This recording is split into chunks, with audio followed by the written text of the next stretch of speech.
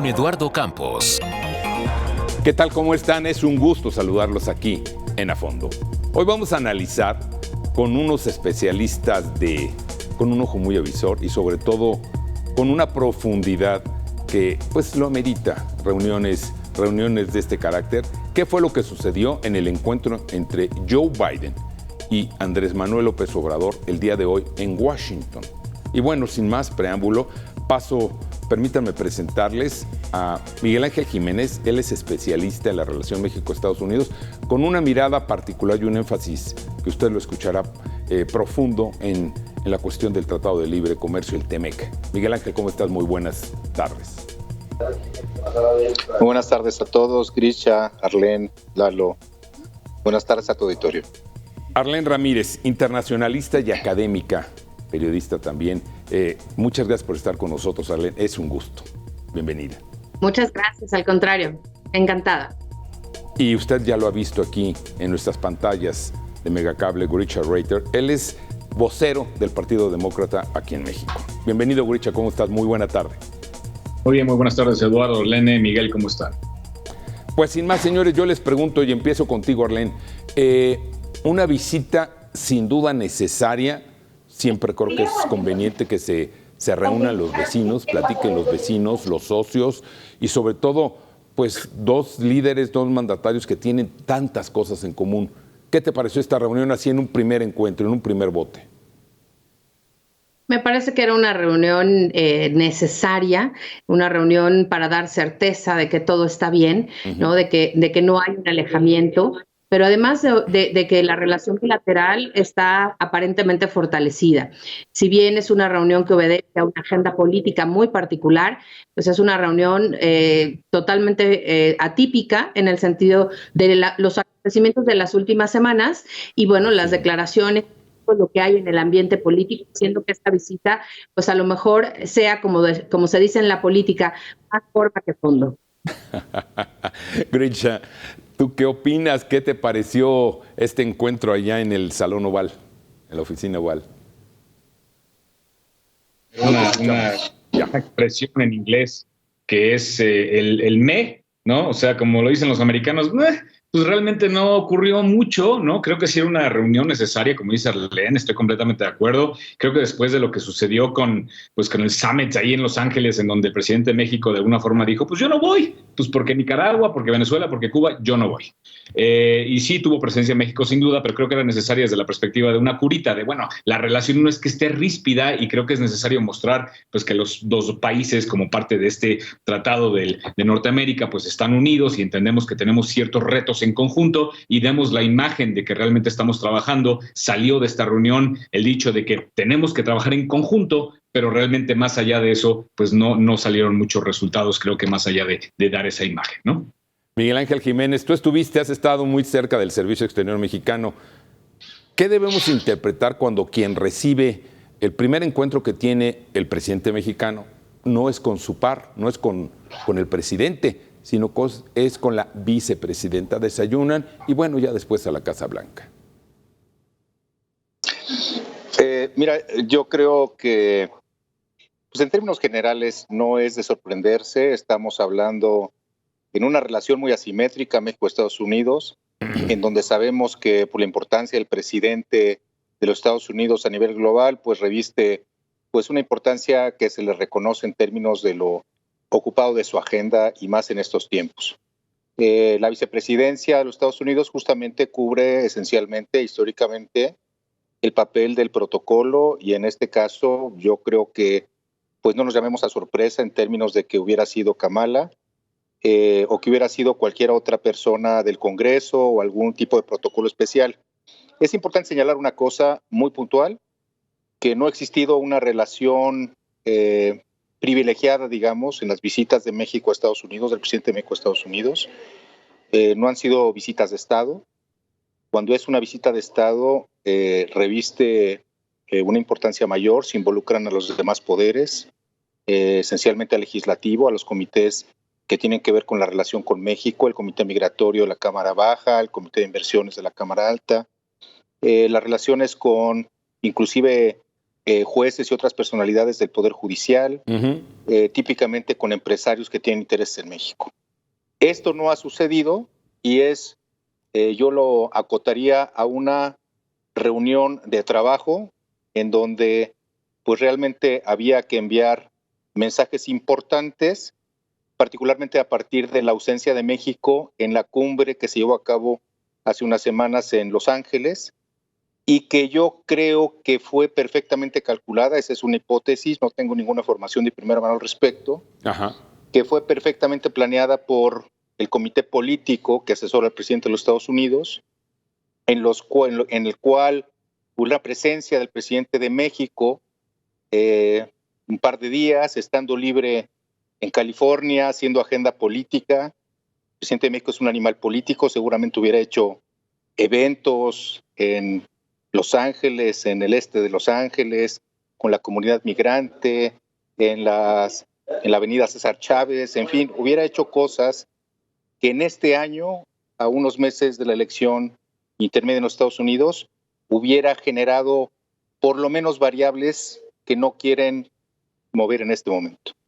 A mí me parece que la ausencia fue pactada y que como parte del pacto se comprometió una reunión que es la de trabajo, que fue para cumplir y para mandar el mensaje que business as usual con Estados Unidos. I know, thank you so much.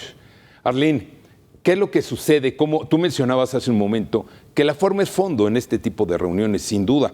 Y Miguel Ángel mencionaba, por ejemplo, la presencia, la ausencia directamente del presidente mexicano, pero sobre todo el haber puesto las condiciones y tratar de imponer una agenda en aquella ocasión, y en general tratar del presidente mexicano pues defender los intereses nacionales, pero se encuentra también un Joe Biden que quiere defender los suyos. Pero aquí sucede que las cuestiones migratorias, las cuestiones de fondo, pues parece ser que no han sido del todo resueltas, y vemos que es una situación creciente. Estas olas migratorias no se detienen. ¿Qué opinión te merece esta situación de la forma y el fondo, y sobre todo los temas que no se trataron, Arlene? Yo creo que habla mucho de la prioridad que tiene y la forma en la que el gobierno de México está atendiendo la agenda migratoria. Definitivamente preocupa mucho la situación de los migrantes, sobre todo en el marco de este programa que nos hacía el tercer país de retorno, ¿no? O este tercer país más seguro. En el marco de todo esto y de los cambios que la misma agenda política está dictando para el presidente Biden, ¿no? Con una antesala de elecciones intermedias, el tema migratorio siempre preocupa, pero además es una fibra sumamente sensible que puede calibrar de cierta forma la elección. Y en este caso creo que lo que vimos, por ejemplo, con el tráiler, tiene tantas aristas e involucra tantas omisiones del lado mexicano, ¿no? Que expone no solamente una retórica que hacia afuera da la apariencia y la opinión de que, bueno, nos preocupan mucho los migrantes, cuando sabemos que en realidad el tema humanitario de los migrantes centroamericanos que cruzan a través de nuestro país buscando el sueño americano, pues es cada vez más delicado. El hecho de que no salga de esta reunión con un acuerdo, con tarea, con alguna práctica, pues no nos sorprende. Sin embargo, preocupa el hecho de que en esta reunión, que como decimos, no es para la foto, para dar esta sensación paliativa de que la reunión está bien y que es como siempre, pues en realidad los temas de fondo se siguen quedando sobre la mesa. Lo preocupante es que conforme avanza la agenda política de México y la agenda política de los Estados Unidos, uno de ejes más importantes de la agenda bilateral entre México y Estados Unidos desde 1896 ha sido la migración.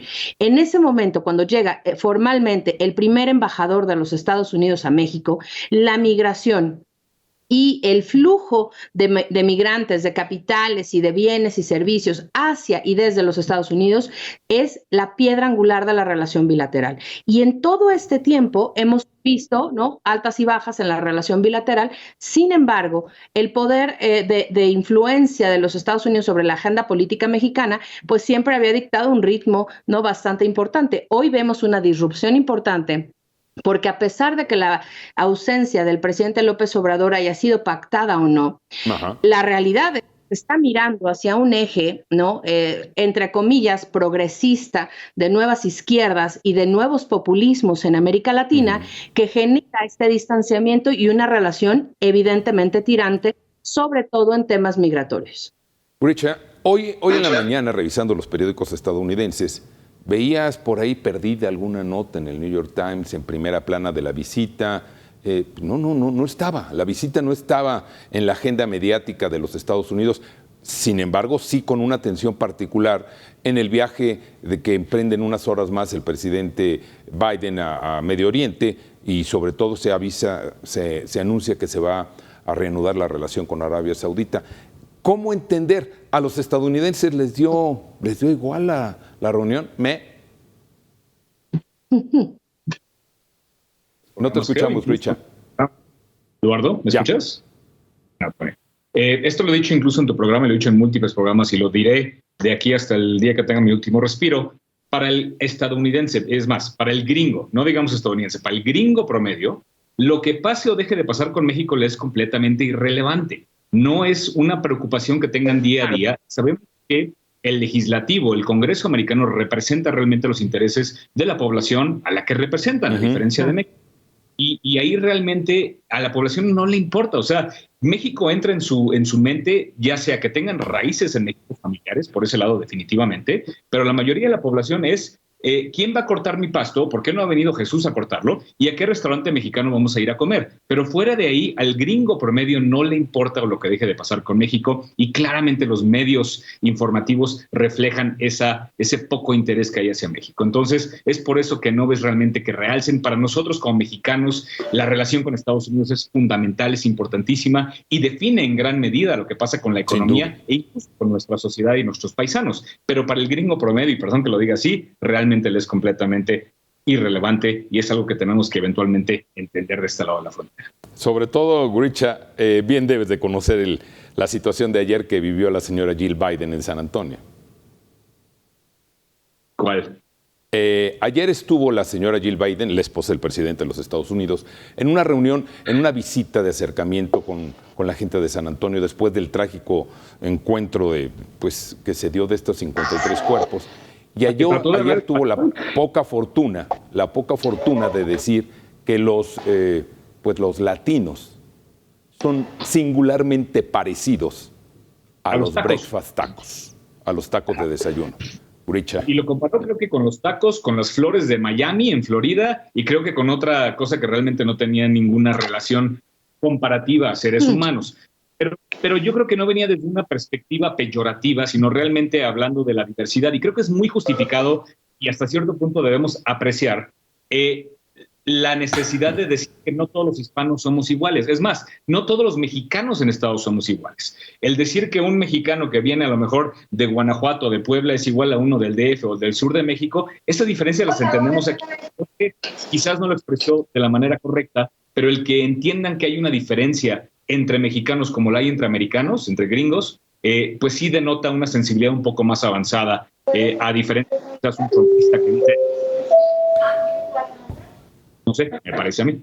Miguel Ángel Jiménez, uno de los puntos sin duda que se esperaba que se tocaran en algún momento dentro de la agenda, y sobre todo el briefing que se les dio ayer a los periodistas que cubren las actividades de la Casa Blanca, uno de los temas era la cuestión comercial, el TEMEC. ¿Nos quedaron a deber o qué te pareció, Miguel Ángel? Hasta lo que conocemos. Mira, en términos generales, quisiera insistir un poquito con el carácter justamente del nivel diplomático de las visitas, de las reuniones de trabajo, de los encuentros de alto nivel. Normalmente cuando hay un encuentro entre países europeos o de países no parlamentarios, presidencialistas como el mexicano, con países parlamentarios, realmente hay una agenda de trabajo porque allá suceden las cosas prácticamente de manera inmediata. Como todos sabemos, el primer ministro y su gobierno son parlamentarios y gobiernan a través de actas que se votan y se votan de un día para otro. Si llegaran a un acuerdo pensando México con Reino Unido, se somete la semana que entra una moción, se vota y de esa votación en una semana puede haber consecuencias. El sistema presidencial, como todos sabemos, es mucho menos flexible, es mucho más predecible y los procesos de accionar de política pública tardan mucho tiempo, especialmente pensando en las competencias. La soberanía de la política migratoria en un 90% pues es del Congreso de los Estados Unidos, de la Cámara de los congresistas en Estados Unidos. Ellos definen la política migratoria y tienen cuotas que se aprueban en noviembre de cada año y que se aplican al año siguiente si hay alguna modificación. Pensar que en esta agenda de trabajo pudiera haber existido consecuencias inmediatas de algún acuerdo al que hubieran llegado, trabajado o alcanzado en esta visita realmente es no entender las rigideces del sistema presidencial y de la división de poderes. En este sentido, de igual manera, el tema comercial es un tema que se trata en las instancias correspondientes. Efectivamente, hay un área responsable del seguimiento por parte de la jefa del comercio en los Estados Unidos y que no se puede pensar que haya acciones inmediatas que no sean producto de un panel de disputas o que haya una solicitud de modificación a los términos del Tratado de Libre Comercio o que haya un señalamiento directamente de alguno de los países sobre prácticas desleales en materia de comercio internacional y que eventualmente fueran materia de una queja muy, muy precisa. Insisto, esta reunión, que sí fue una reunión de trabajo, en donde se dejó claro que el tema prioritario de la relación bilateral es el tema migratorio, fue para la foto y para la narrativa de la forma y no del fondo. No podemos esperar prácticamente ninguna consecuencia real de política pública en ninguno de los dos países como consecuencia de esta reunión de trabajo. Arlene, gracias Miguel Ángel. Arlene, sin embargo, pues hoy el presidente mexicano fue a pedir más visas de trabajo para los centroamericanos, para los mexicanos, incluso para los centroamericanos. Y hay una respuesta aparentemente ya del presidente Biden, pero como dice Miguel Ángel Jiménez, tiene que pasar primeramente por el Congreso. Estos temas, sin duda, pues sabemos que se planchan, permítanme la frase, esta reunión se prepara con todos los participantes o con las personas responsables de cada una de las áreas que se van a tratar, y ya los presidentes llegan meramente a hacer el formalismo. ¿Qué información, qué sabes tú de estas famosas visas de trabajo temporales? Porque hoy el presidente mexicano además nos dio un avance de cómo fue el programa Paisano en 1942, ¿no? Claro. No, ciertamente es una iniciativa que viene mucho tiempo, de tiempo atrás. Hay que recordar que el presidente Biden, en su carácter de vicepresidente, articuló un proyecto bastante interesante que, si bien por temas de continuidad ya no se pudo concretar, es un proyecto que él ha venido trayendo desde hace mucho tiempo y que de alguna forma hoy llega a su agenda política como la necesidad no solamente de recuperar, ¿no?, esta imagen de Estados Unidos y la tierra de las oportunidades y de realmente reivindicar el proyecto del sueño americano, sino que además, siendo muy realistas, esto le llega perfecto a los Estados Unidos porque hoy hay un problema en la cadena de suministros, pero también hay un problema global de mano de obra, y también sabe perfectamente Estados Unidos que la migración no va a parar, que no importa que México lleve el programa Sembrando Vidas y el Jóvenes Construyendo el Futuro. Este problema migratorio tan exacerbado que estamos viendo tiene raíces climáticas y tiene raíces profundas en estos temas, donde las poblaciones, por ejemplo, expulsoras de migrantes del Triángulo Norte, pues están prácticamente secas de agua, ya no tienen forma de producir y saben perfectamente que todo esto se va a desplazar, se va a exponenciar y que en unos próximos 5 años esto será un problema no solamente de flujo migratorio, sino un problema de salud pública, de educación, de empleabilidad. Entonces, lo que está permitiendo el dejar la puerta abierta a esta posibilidad implica no solamente que la gente pueda albergar la esperanza. Bueno, sabemos que estos cambios migratorios no implican que todo el mundo se va a quedar. Número 2, implica también una corresponsabilidad hacia el gobierno de México, porque ahí está implícita una responsabilidad logística, operativa y de recursos que México tendrá que destinar para poder traer de regreso a todos los migrantes, no solo los centroamericanos, sino también los mexicanos que no tendrán acceso a esas visas. Entonces, algo en la retórica política, más que en el plano diplomático, tenemos que ser muy claros y entender que, bueno, esto obedece también a tiempos políticos y que no es coincidencia que, insisto, que en la antesala de unas elecciones intermedias el presidente proponga algo y le digan, bueno, sí, puede ser, vamos a explorarlo, vamos a cabildearlo, vamos a procesarlo, cuando saben que hoy el voto latino y el voto hispano y estas fibras tan sensibles pueden ser determinantes, pero además que Joe Biden llegó a la presidencia con una promesa de una agenda migratoria progresista, de nuevos programas y de traer que nada este más no ha programa avanzado. que ya está creando desde hace tiempo, ¿no? Exactamente. Guricha, fue una reunión en la cual yo creo que si nos vamos si nos detenemos a revisar las frases tanto de un presidente como del otro, pues podemos sacar otro tipo de conclusiones. Que vayan y le digan a Joe Biden en su oficina que pues los mismos republicanos y demócratas van a poner el grito en el cielo con estos programas que tienen que ser más agresivos y todo. ¿Cómo les va a caer allá? ¿Cómo lo interpretas tú?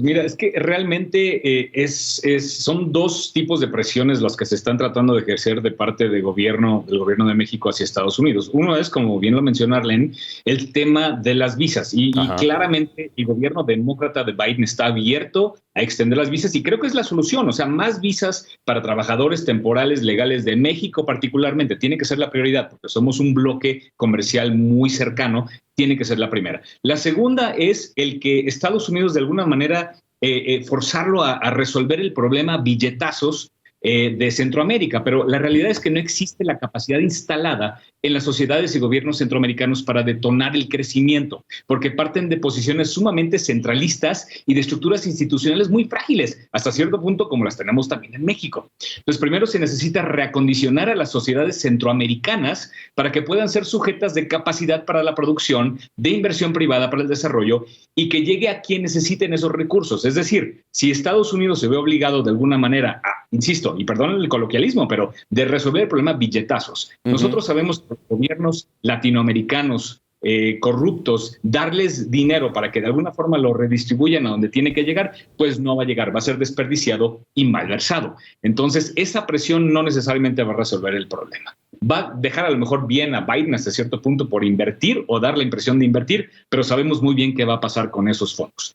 A diferencia de eso, el programa de visado para trabajadores locales temporales y sus familias, ese sí podría traer buenos resultados y yo de alguna manera estoy de acuerdo con él en que lo apoye, pero lamentablemente, como es típico ya en Estados Unidos, cuando el control del Congreso o al menos el voto final sobre si un programa de estos se le da el visto bueno o no, está en manos de los republicanos y así como ha sido el caso desde Clinton y desde Obama, a fin de cuentas los republicanos van a decir de ninguna manera. Obviamente no. Más en tiempos de elecciones de medio término y pues obviamente lo van a atar de manos a hacer lo que pueda con decretos presidenciales que sabemos que no llegan muy lejos. Miguel Ángel, lo decías hace un momento, vienen ya las elecciones en noviembre de medio término de las que hacía referencia Guricha. ¿El panorama va a quedar entonces nada más en la narrativa y la aplicación de los acuerdos, como tú mencionabas, será a largo plazo si es que se logra cristalizar alguno de ellos? Yo quisiera hacer un breve paréntesis antes de contestar tu pregunta, estimado Lalo, y tiene que ver con el tema esencialmente migratorio. Hoy la columna vertebral, la política de las relaciones internacionales, la más compleja, la más vigente, la prioridad número uno prácticamente del mundo OCDE y de todos la periferia que existe en torno a la OCDE, es el tema migratorio por infinidad de razones. Y esto viene siendo las últimas 2 décadas por lo menos, ya con mucha vigencia, con mucha energía. Esencialmente, a reserva de que podamos ponerle las aristas que sean convenientes para el análisis, producto de la desigualdad profunda que ha generado el modelo económico global, en términos generales. En regiones y bloques, esto había sido relativamente bien manejado y se había encontrado con circunstancias excepcionales. El caso de la primavera árabe que afectó de manera importante los flujos migratorios a Europa, el tema de los países latinoamericanos con estados fallidos, especialmente Centroamérica y Sudamérica.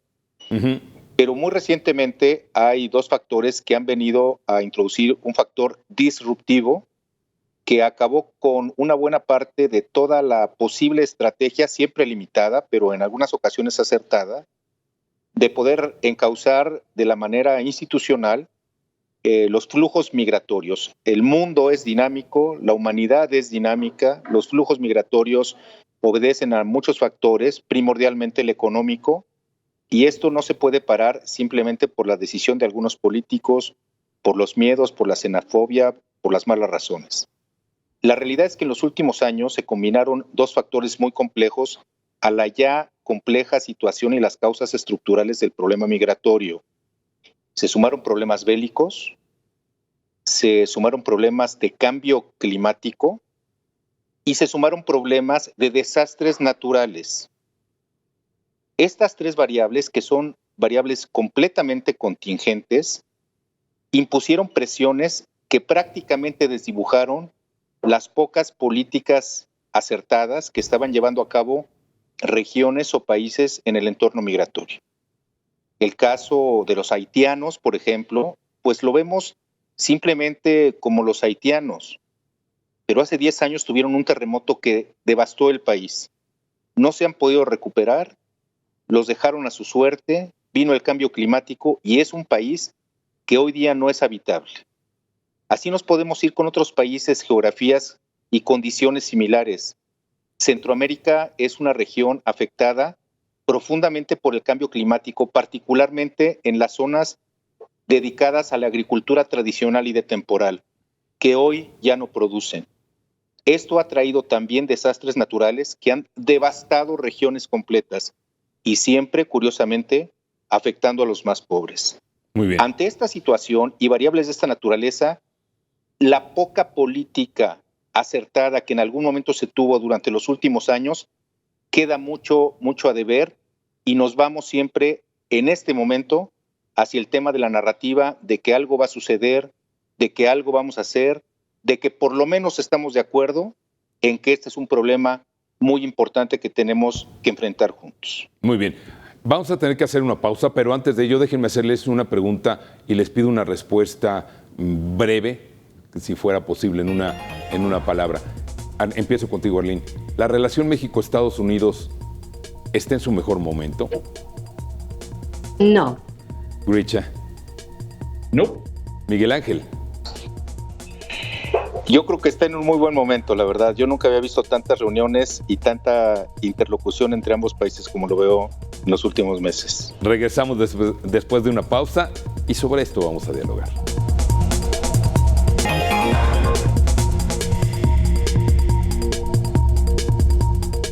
Entonces, Miguel Ángel, la relación está en su mejor momento. Gritcha, tú dices que no. Arlene, tú dices que no. La palabra es de ustedes, señores. ¿Por qué sí y por qué no, Gritcha? ¿Y por qué sí y no, Miguel Ángel? La pregunta fue si estaba en su mejor momento. Eso implica que tengamos un poco de conocimiento histórico, de saber las cercanías, aproximaciones y lejanías que han tenido los dos gobiernos. A mí me parece que en los tiempos de Camacho Solís y de Kissinger, por ejemplo, pues obviamente la relación era mucho más cercana a lo que tenemos hoy en día.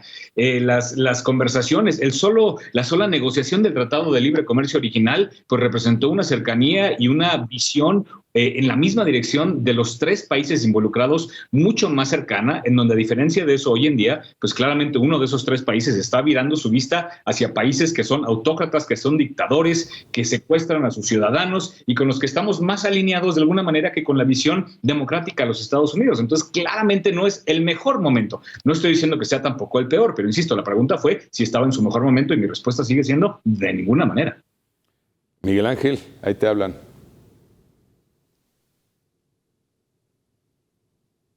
No te escuchamos, Miguel Ángel. ¿Podrías ponernos micrófono abierto, por favor? Mil disculpas, gracias. Yo no recuerdo un momento en la historia contemporánea de México en donde hubiera una relación tan estrecha, tan intensa, una vigencia y una permanencia tan importante de los asuntos de la relación bilateral, comercio, migración, seguridad, en fin, una serie de temas que hoy forman parte de una agenda pública, no solamente del gobierno, que antes a mí me parece que no existía. No recuerdo ningún embajador en México con tanto protagonismo. No, yo no recuerdo a nadie con esta capacidad de interlocución, de llevar asuntos de Estado o inclusive llevar asuntos de cabildeo de empresas de Estados Unidos en México con la fluidez y con la cercanía que tiene el actual embajador de Estados Unidos en México. Yo no lo ni recuerdo. Roberta Jacobson, ni John Gavin, ni Carlos Pascual, ninguno de ellos. Ninguno de ellos llegaba sin anunciarse a ver al presidente de la República y terminando daba una conferencia de prensa. Yo no recuerdo a ninguno de ellos. Ninguno tenía además el reuniones, acceso, el gafete de acceso libre a Palacio Nacional. Sí, pues sí. no recuerdo a ninguno de ellos. Y este embajador tiene acceso libre cuando quiera, a la hora que quiera, para llegar a Palacio Nacional. Eso no lo recuerdo yo de ningún representante de Estados Unidos. Ahora, que esta relación, producto de estos intercambios, sea más fructífera o menos fructífera, bueno, eso está por verse. En términos generales, yo creo que tuvimos un momento muy delicado en la relación bilateral, cuando estaban en campaña tanto Trump como el presidente López Obrador, que estaban en campaña, y los dos amenazaron con toda energía y con toda enjundia de regresar a imponer un proteccionismo comercial en ambas naciones.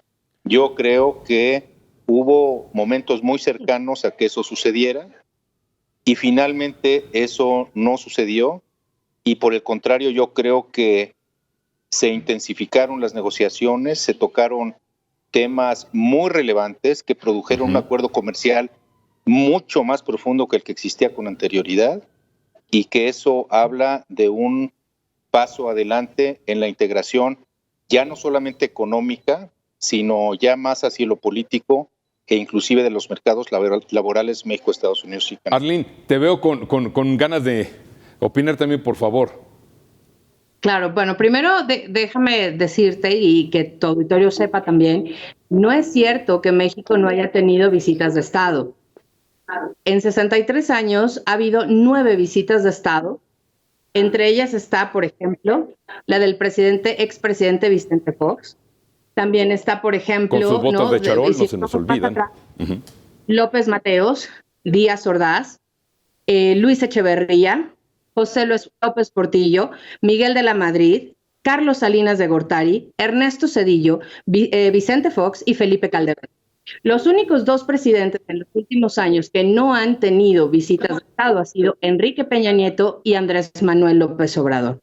Y en ese sentido, tampoco es cierto que no haya habido acuerdos inmediatos, porque con Vicente Fox en el año 2010 se sostuvo una visita de Estado y al mes inmediato se hizo, por supuesto, el anuncio de programas importantes de manera conjunta y se generó un mecanismo de cooperación bilateral que estaba vigente hasta que llegó el presidente Andrés Manuel López Obrador. Algo muy importante es detonar esta reflexión. ¿Por qué? Porque no es verdad que no se haya dado ese tratamiento. Al contrario, veníamos de una gran relación bilateral hasta el punto en el que los asuntos de seguridad nacional y la declaratoria de terrorismo transnacional que hoy sigue vigente por el tema del crimen organizado y exponenciado por las condiciones de seguridad han mermado profundamente la relación bilateral. También hay que decir con toda certeza que esto que el embajador Ken Salazar, que ya ha sido bastante criticado en los Estados Unidos, en los periódicos más importantes de Estados Unidos y del mundo, por no representar su agenda. Él está, un embajador, ¿no? Si conocemos los estatutos de la Convención de Viena, sabemos que un embajador está para servir los intereses de su nación, la nación que le designa, no del presidente donde está sirviendo. Y en este caso, ese derecho de picaporte no es único. Roberta Jacobson, por ejemplo, tenía una gran interlocución con Palacio Nacional, también tenía la puerta abierta, pero siempre respetando institucionalmente, ¿no? su agenda nacional, que es su primer interés. Esto que hace el embajador Ken Salazar puede ser una gran interlocución para ciertos intereses, pero verdaderamente no para la agenda bilateral y tampoco para la agenda de su presidente, quien lo puso ahí y de quien tiene absolutamente toda la confianza, o la tenía al menos hasta hace un tiempo. Y creo que finalmente tenemos que apuntar adelante, que esta relación ¿no? Todavía tiene mucho que dar, sobre todo porque los micro, pequeños y medianos empresarios seguimos esperando que el TEMEC, que no negoció Andrés Manuel López Obrador ni la gente de su gabinete, lo negoció Ildefonso Guajardo, y hay que darle todo el reconocimiento a ese gran equipo que tuvo de cabildeo, porque la versión original del TEMEC que tenemos hoy tiene ligeras modificaciones, pero en realidad es gran mérito del equipo de Ildefonso Guajardo. Richard. León, estoy completamente de acuerdo contigo. Realmente, recordemos un par de cosas, ¿no? Bien o mal, como sea que interpretemos el estado actual del TEMEC, a fin de cuentas fue forzado sobre México la renegociación por parte del expresidente Trump bajo la amenaza de subir aranceles. O sea, es algo que todos entendíamos que no era necesario renegociar todo el tratado ni amenazar a nadie. Pudimos haber movido un par de perillas, mejorar un par de temas, que si el tema de los productos digitales, que si el Internet, hubiera terminado igual de bueno, quizás más ajustado hacia la realidad actual. Pero no fue lo que sucedió. Lo que sucedió fue que en ese momento el presidente Trump nos obligó a renegociar eso, al igual que nos obligó a mandar la Guardia Nacional recién creada a la frontera sur para mover la frontera de Estados Unidos hacia el sur de México, y nosotros pues claramente doblamos las manitas y lo hicimos. Sin embargo, insisto, no fue el gran rediseño, no fue la gran innovación. Es un tratado que ya existía, funcionaba bien, se le movieron un par de variables y es lo que tenemos hoy en día. Y el operador de esas variables fue que sucede, sin duda, ¿no? Cuando entra aquí, Miguel Ángel Jiménez. Ya lo dijiste, esa iba a ser mi réplica. El jefe negociador que cerró el TEMEC pues fue Jesús Seade y fue este gobierno, y en este gobierno estuvo o no la ratificación del TEMEC y finalmente se hizo y es lo que vivimos hoy. Miguel Ángel, pero no fue solo firma de este gobierno, el TEMEC, no fue solo firma. No, de ninguna manera. Y hay un tema muy, muy importante, crítico, en la relación bilateral, y tiene que ver con prácticamente la cláusula que detonó la firma y por lo que se había detenido los últimos meses, y tiene que ver con la cláusula democrática de los sindicatos en México y la reforma laboral, que no se había aprobado y no se firmó el Tratado de Libre Comercio, sino que hasta que se aprobó, condicionado a que eso sucediera por parte de Estados Unidos, para la aprobación del Tratado Comercial.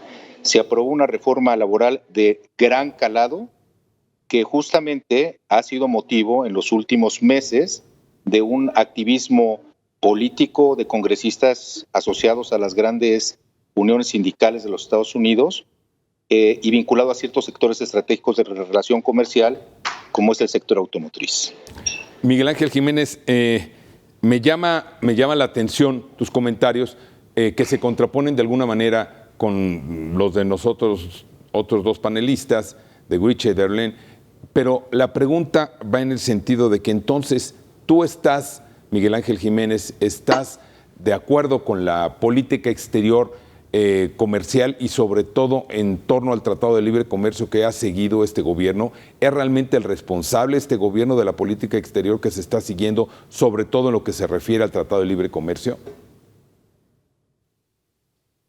Pues realmente ahí son como dos preguntas, ¿no? La política exterior, que va más allá de los tratados comerciales. De hecho, los tratados comerciales son responsabilidad institucional de la Secretaría de Comercio y de el seguimiento por parte del Senado mexicano y los paneles en Estados Unidos. Y luego la política exterior. La política exterior pues, puede ser regional o puede ser global, multilateral o bilateral. Yo sí creo que hay una distinción importante.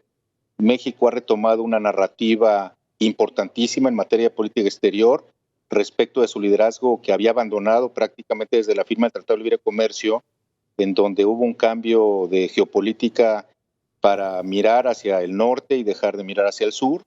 Y este gobierno especialmente ha puesto una nota de énfasis hacia rescatar la relación y el liderazgo político y económico en la región latinoamericana. Yo sí creo que hay un acento, podemos o no estar de acuerdo, yo creo que es importante señalarlo, y yo creo que en términos de la política comercial, que tiene un matiz importante, desde luego, de política exterior, pero repito, no le corresponde al canciller la materia de comercio exterior, sí coadyuvan y son partes de lo que se llama la nueva diplomacia internacional, en donde el comercio, la seguridad, la diplomacia y la promoción turística son las cuatro patas de esta mesa, de esta nueva nueva diplomacia internacional. Efectivamente, yo creo que hay una concurrencia que yo creo que pues está orientada de manera importante a tener una presencia más importante en América Latina y en países en donde México no tenía participación, ni en foros multilaterales en donde México típicamente participaba, y que eso puede o no debilitar la cohesión de la región norteamericana, que había sido la prioridad institucional durante prácticamente 3 sexenios. Vamos a hacer una pausa, pero antes de ella quiero hacerles otra pregunta y les pido también muy rápida respuesta. Arlene, empiezo contigo otra vez, Arlene. La situación de Estados Unidos con las elecciones intermedias de noviembre y las elecciones que se vienen el próximo año y sobre todo las del 24 en México, de manera particular, vienen a dar espacio para que realmente se avance en todo este tipo de acuerdos, Arlene. ¿Es un buen momento para reuniones de este tipo? Sí, por supuesto, es un buen momento, hay que aprovecharlo y hay que concretar. Grisha, ¿es un buen momento? Totalmente es el mejor momento porque las cosas pueden cambiar radicalmente en las elecciones de medio término a forma que los republicanos tengan mucho más control de esto y el gobierno de Biden quede como lo que llamamos un sitting duck government. Thank you so much, sir. Miguel Ángel Jiménez. Pues sí, efectivamente, puede ser un buen momento, sin embargo, hay muchas variables, la variable económica de la guerra, la inflación, que nos permiten tener total certidumbre de que hay una incertidumbre absoluta en lo que va a pasar en la próxima elección de los Estados Unidos. Vamos a una pausa, regresamos.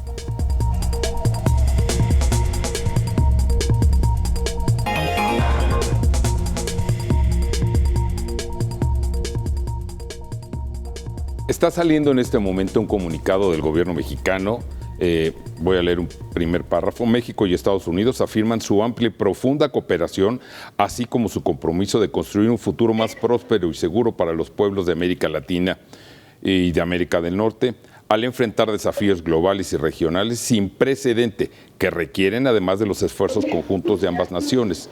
Defendamos la democracia, el crecimiento inclusivo, la transparencia, el Estado de Derecho y los derechos humanos como valores fundamentales que sustenten nuestra seguridad y prosperidad compartida.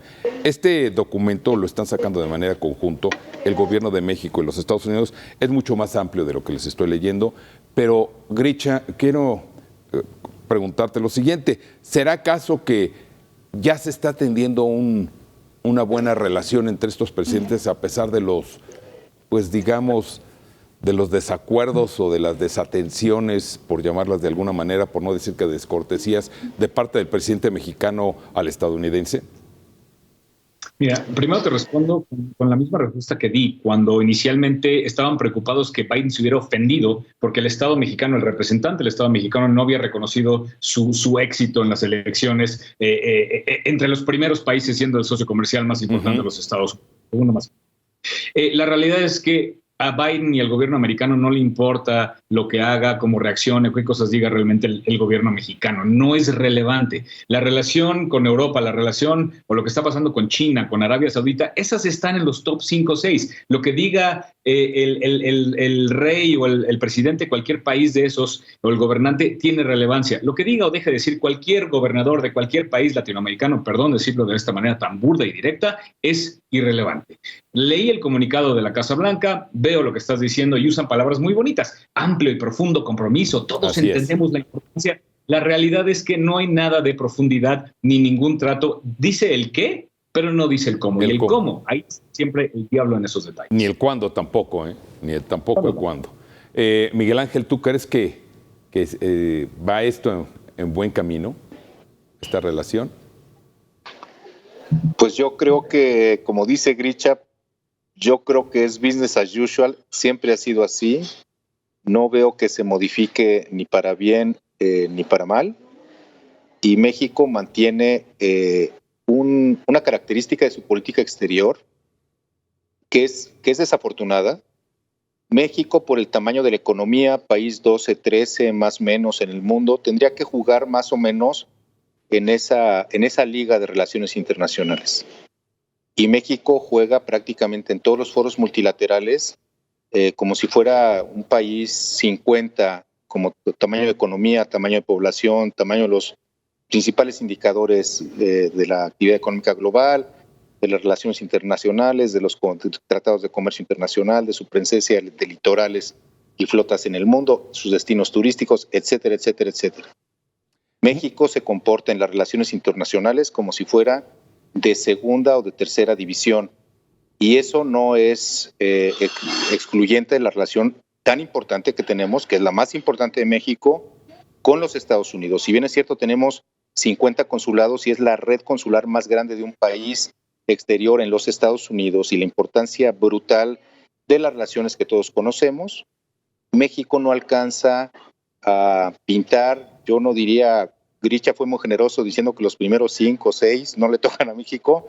Yo creo que las prioridades 10 o hasta 15 están por encima de México. México no representa ningún reto sobresaliente o algún asunto adicional o coyuntural que no esté contemplado ya en una relación inercial que puede tener sus matices, que puede tener sus altas, sus bajas, sus mejores, sus peores, y que en estas condiciones de presión económica, de inflación, de restricciones monetarias en los Estados Unidos y de los problemas que tenemos respecto de la falta de crecimiento económico, sí se puede convertir en un problema doméstico, nada más por las condiciones que ya hemos comentado y por el tema migratorio.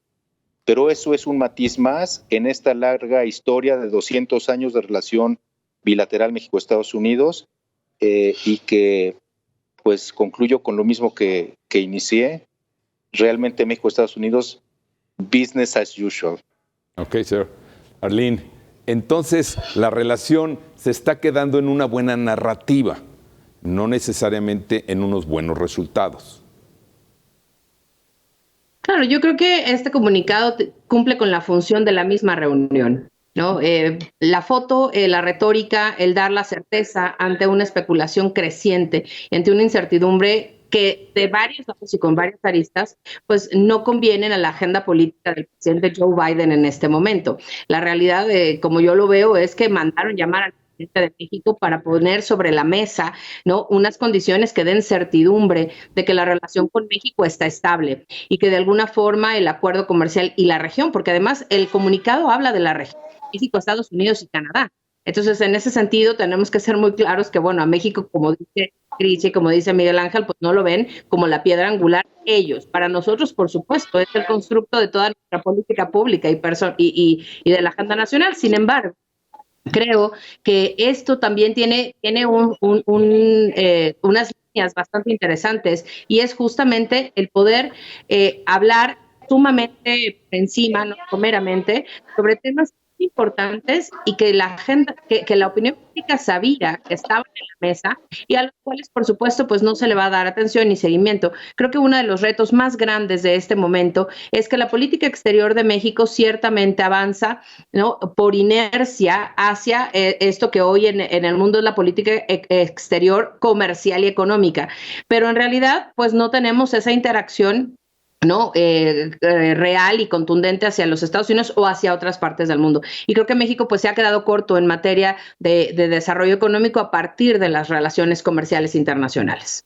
Nos vamos a tener que ir, pero no antes que vamos a dejar de lado, que nos den una conclusión muy rápida, 30 segundos, por favor, de qué de esta reunión y sobre todo, qué podemos esperar a partir de este encuentro. Empiezo contigo, Miguel Ángel Jiménez, por favor. Yo creo que a partir de este encuentro se va a generar eventualmente alguna retórica en favor del Partido Demócrata, de la amistad de México con Estados Unidos, de la buena entrada que tienen los presidentes, y lo van a usar como una narrativa hacia las elecciones. Yo soy escéptico de que esta reunión en particular sea algún parteaguas o punto de inflexión en alguna materia de la amplísima relación bilateral y de política pública de los países, y que sí seguramente será la conclusión de un periodo de reuniones de alto nivel que han existido de manera muy intensa, dicho sea de paso, en este gobierno, con el gobierno de Estados Unidos, y que seguramente irán cerrando temas, los temas que ya comentamos, que ha comentado Arlet, que ha comentado Grisha, que tiene que ver con el tema de la Guardia Nacional, de los flujos migratorios, producto de lo que ya hemos comentado, e ir cerrando en los temas sensibles que tienen que ver justamente con los temas de libre comercio, el tema laboral en México y el tema energético. Sin duda estarán cerrando algunos temas y harán algún tipo de anuncio posterior a esto, pero nada, insisto, que tenga algún efecto como punto de inflexión hacia algún lado, producto de la gran inercia que tenemos de la relación bilateral por 200 años. Los 30 segundos no te fueron suficientes, gracias Miguel Ángel. Grisha, es que nos tenemos que ir. Grisha, ¿qué viene después de esta reunión? Yo voy a ser bien honesto, no creo que haya ninguna narrativa o retórica que usen los demócratas en favor de sus elecciones. ¿Por qué? Porque así como nosotros no sabemos el nombre del primer ministro de Belice, la mayoría de los gringos no saben cómo se llama el presidente de Estados Unidos y les es irrelevante cómo esté la relación con México. Lo que quieren saber es cómo va el presidente y el gobierno de Biden a detener la migración ilegal o indocumentada, y hasta ahí es donde llega el interés de la mayoría de los gringos. Esa es mi opinión. Gracias. Arlene Ramírez Uresti, ¿qué viene después de esta reunión? Coincido totalmente con Grisha. Creo que a partir de esto no habrá nada de seguimiento, no habrá política pública, no habrá acciones, y más bien todo se queda en la foto y en el poder generar de alguna forma estabilidad y certeza que evidentemente no existe y que también pues tampoco es relevante para la agenda global.